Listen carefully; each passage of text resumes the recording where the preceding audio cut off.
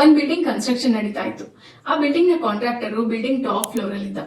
ಅಲ್ಲಿ ಅರ್ಧಂಬರ್ಧ ಕೆಲಸ ಆಗಿದೆ ಅಂತ ಅನ್ನಿಸ್ತು. ಸುತ್ತಮುತ್ತ ನೋಡ್ದ, ಯಾವ ವರ್ಕರು ಕಾಣ್ಲಿಲ್ಲ. ಆ ಬಿಲ್ಡಿಂಗ್ ನ ಕೆಳಗಡೆ ನೋಡ್ದ, ಅಲ್ಲೊಬ್ಬ ವರ್ಕರ್ ಏನೋ ಕೆಲಸ ಮಾಡ್ತಾ ಕೂತಿದ್ದ. ಕಾಂಟ್ರಾಕ್ಟರ್ ಆ ವರ್ಕರ್ ನ ಕರ್ದ. ಬಟ್ ಅವ್ರಿಬ್ರ ಮಧ್ಯದಲ್ಲಿ ಡಿಸ್ಟೆನ್ಸ್ ಜಾಸ್ತಿ ಇದ್ದಿದ್ರಿಂದ ವರ್ಕರ್ಗೆ ಇವ್ನ್ ಕರ್ದಿದ್ ಕೇಳಿಸಿಲ್ಲ. ಇನ್ನೂ ಒಂದ್ 2-3 ಸರಿ ಕರ್ದ, ಆವಾಗ್ಲೂ ವರ್ಕರ್ಗೆ ಕೇಳಿಸಿಲ್ಲ. ಕಾಂಟ್ರಾಕ್ಟರ್ ಜೇಬಲ್ಲಿ ದುಡ್ಡಿತ್ತು. ಅವನು ಅದರಲ್ಲಿ ಒಂದ್ ನೋಟ್ ನ ತೆಗೆದು ಆ ವರ್ಕರ್ ಹತ್ರ ಕೆಳಗ್ ಬಿಸಾಕ್ದ. ವರ್ಕರ್ ಆ ದುಡ್ಡನ್ನ ನೋಡ್ದ, ಅದನ್ನ ಸುಮ್ನೆ ತೆಗೆದು ಅವ್ನ ಜೇಬ್ ಒಳಗೆ ಇಟ್ಕೊಂಡ. ಕಾಂಟ್ರಾಕ್ಟರ್ ಮತ್ತೆ ಇನ್ನೂ ಒಂದ್ ನೋಟ್ನ ತೆಗೆದು ಕೆಳಗ್ ಬಿಸಾಕ್ದ. ಅವಾಗ್ಲೂ ವರ್ಕರ್ ಸುಮ್ನೆ ಅದನ್ನ ತೆಗೆದು ಅವ್ನ ಜೇಬ್ ಒಳಗೆ ಇಟ್ಕೊಂಡ.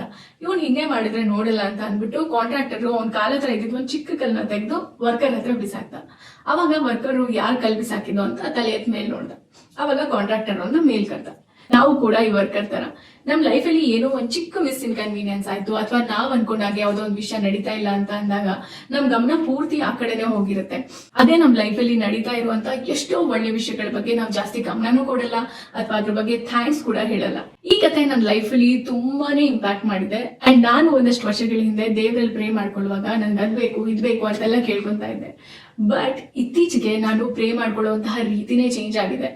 ನನ್ಗೆ ಏನೋ ಬೇಕು ಅಂತ ಡಿಮ್ಯಾಂಡ್ ಮಾಡೋದಕ್ಕಿಂತ ನನ್ನ ಲೈಫಲ್ಲಿ ಆಲ್ರೆಡಿ ದೇವ್ರು ಕೊಟ್ಟಿರುವಂತಹ ಎಲ್ಲ ಒಳ್ಳೆ ವಿಷಯಗಳ ಬಗ್ಗೆ ಥ್ಯಾಂಕ್ಸ್ ಹೇಳ್ತೀನಿ.